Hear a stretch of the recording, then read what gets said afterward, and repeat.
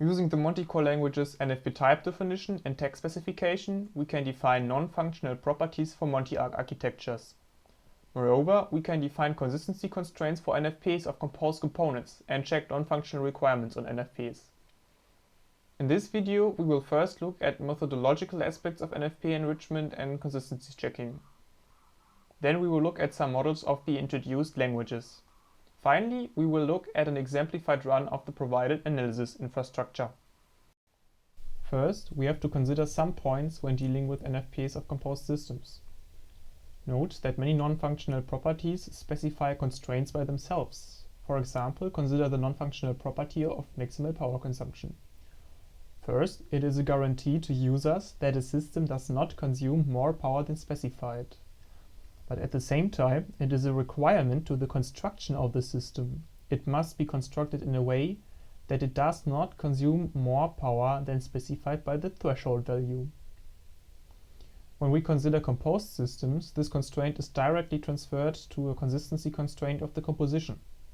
The overall system's power consumption must not be less than the sum power consumption of the composition parts. For example, consider a toy car which is composed of two servo motors. When we specify that the toy car consumes maximally 10 watts of power, but the servo motors are each specified to maximally consume 8 watts, these specifications are inconsistent, because 2 times 8 is 16 watts, which is more than the 10 watts of the toy car. We call such constraints which are tightly coupled to non-functional properties intrinsic constraints. From this, we can distinguish external constraints that involve multiple different properties to interrelate them. Moreover, an external constraint may only involve one property, but it may only be loosely coupled to it and may only apply in specific cases. For example, an external constraint may assure that in a power net, the maximal power consumption of all consumers can be provided by power plants, interrelating the properties maximal power consumption and maximal power provision. Intrinsic and external constraints can be specified within models. We can analyze NFP values of Monte-arc models for consistency regularly to recognize inconsistencies automatically. Moreover, we can check the fulfillment of non-functional requirements when we model them as consistency constraints. The workflow of modeling and consistency checking of NFPs is as follows. First, a property library provider specifies how NFPs and their consistency constraints are modeled within property models. Then, stakeholders of a component which should be developed discuss which non-functional property values the component should have. This is recorded in tag models. However, because stakeholders usually do not interact with models, the developer who is responsible for that component records the NFP values. Based on these models, an analysis tool determines the consistency of Monte-arc architectures regarding NFPs, or their inconsistencies respectively. In the last case, the developer of the respective component is responsible for fixing the problems which led to the NFP inconsistencies. Okay, let's look at some models. In this example, we model the power consumption of components. Then we enrich the Monte-arc component type radar with a value for its power consumption. The radar component, which you can see at the right, is parameterized with the range in which it can detect objects. It consists of a radio antenna, which also has a range parameter.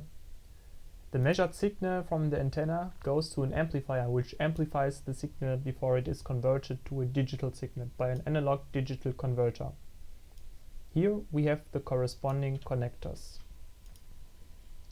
Now we look at the property model for the power consumption property type. First, note that property models reside in a Java-like package structure. In line 3, we import an auxiliary library. It is an object-oriented type with static methods that aggregate double values. We will use one of these methods in our property model. The keyword property in line 5 introduces the declaration of a property type power consumption. We model the power consumption of a component, which is indicated by the keywords for component. Moreover, we can declare properties for ports and connectors. Then we would write for port or for connector, respectively.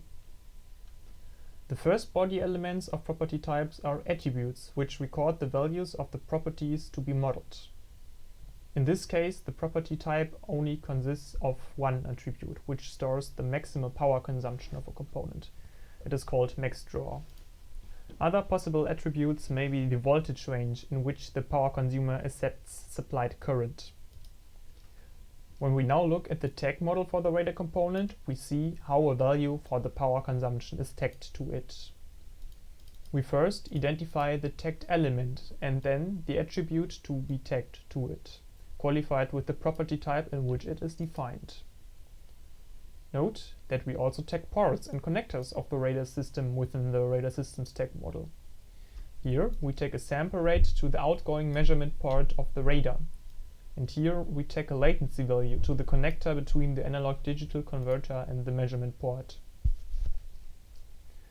Note that instead of tagging concrete values, we can also tag expressions that may depend on instantiation parameters of a component type. For example, the power consumption of a radar system increases with the range of detectable objects. To respect this, we can insert this formula for the tagged value. To this end, we import the math auxiliary library. Okay, but let's come back to the definition of property types. As you already noticed, their bodies also consist of an aggregate and a constraint block. The constraint block specifies the Boolean condition for intrinsic consistency of the property type. To this end, the aggregation block specifies aggregation operations on NFP values of composition parts and saves the results in fields. So let's take a closer look at what happens. First, we have a set of component instances. To be able to argue about composition structures, the built-in type system provides types for the following Monty-Arc model elements: component types, component instances, ports, and connectors. These types also provide methods to retrieve information about the model elements that a model element is in a relation with. Example given: a component type provides a method subcomponents to get the set of its subcomponents. This is what happens here too. The field ownComp is a field available in every property type defined for components. It represents the component types that are tagged with that property type. For example, it represents the radar system because it is tagged with power consumption. For property types defined for ports, the field name is ownPort, and for connector property types it is ownCon. Okay, so in line 9, the subcomponents of a tag component type are collected into the field subs. Then in line 10, their maximal power consumptions are read in an attribute axis expression. It consists of the attribute which should be read, in this case the maximal power consumption, and the model elements from which the attribute should be read, in this case the subcomponents. In the next step, we use the sum function from the auxiliary library doublelists to sum the values. The sum is then compared for consistency with the maximal power consumption of the tagged component type. Attribute values of tagged model elements are always represented directly by the attribute names, in this case max draw. Intrinsic constraints of a property type will always be automatically integrated into consistency analysis for every component type that is tagged with the property type. Okay, now let's see how an external constraint is defined. To this end, we will look at the constraint that within a power net, the power that consumers maximally demand can be provided by power providers such as power plants. First, let's consider the power consumption property again. We also introduce a similar property type for power providers called power provision, which records how much power a provider can maximally provide. External constraints are also defined in property models. To distinguish their definition from property types, their declaration is introduced with the keyword constraint instead of property. Moreover, the phrase for component is missing. This is because external constraints are always defined for component types. The idea is that a component type represents a composition, so that external constraints are defined to check compositions. The external constraint body also consists of an aggregate and constraint block, which specify the consistency constraint. In conclusion, the maximal power consumption of subcomponents is summed and compared with the maximal power provision of subcomponents summed. To instruct the analysis infrastructure to check an external constraint for a component type, we declare it in tag models.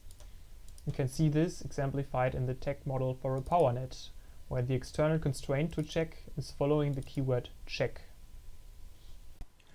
Now we look at an exemplified run of the analysis infrastructure. To this end, we again consider the power consumption property. Moreover, we analyze the model of an electric car and its non-functional properties, which can be seen here. The electric car notably contains a drivetrain, whose model can be seen here. The drivetrain provides drive assistance functions and to this end instantiates the radar component we saw earlier with a range of 200 meters. Its tags can be seen here. We now execute the analysis infrastructure using this jar.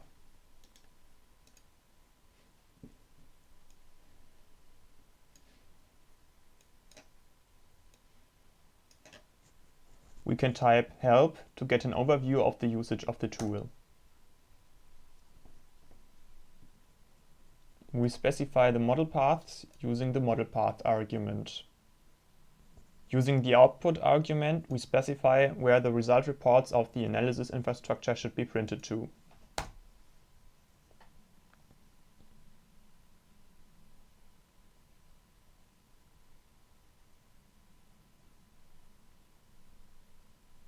The tool first prints general result statistics. After that, if files would be overridden, the tool asks if this is permissible. After accepting, the results are printed to the output folder.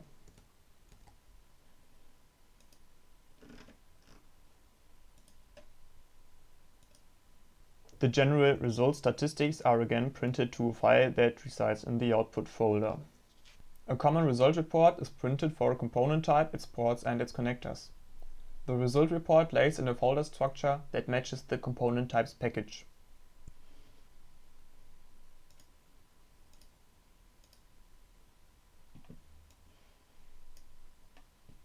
We now look at the results report for the radar system.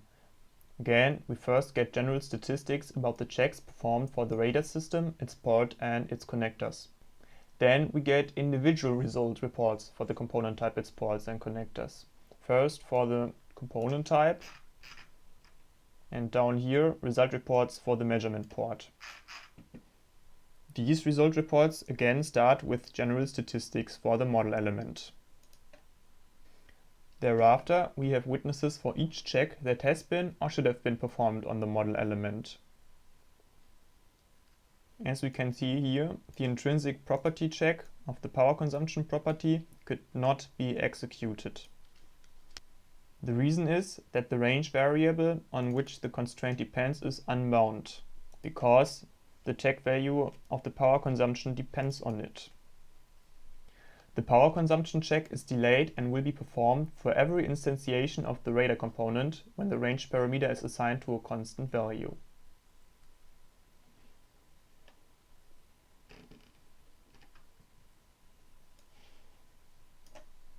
When we look at the results report for the drivetrain, which instantiates the radar component with a range of 200, we see that the power consumption check for the radar system was adopted.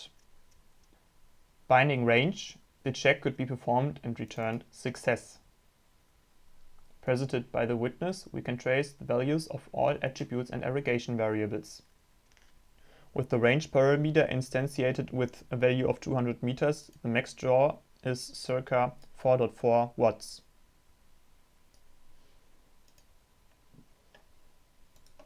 As the radar system consists of an antenna, an amplifier and an analog to digital converter, the subcomponents are listed here. The aggregated max draw is this value. Because it is smaller than the max draw of the radar component, the constraint evaluates to true.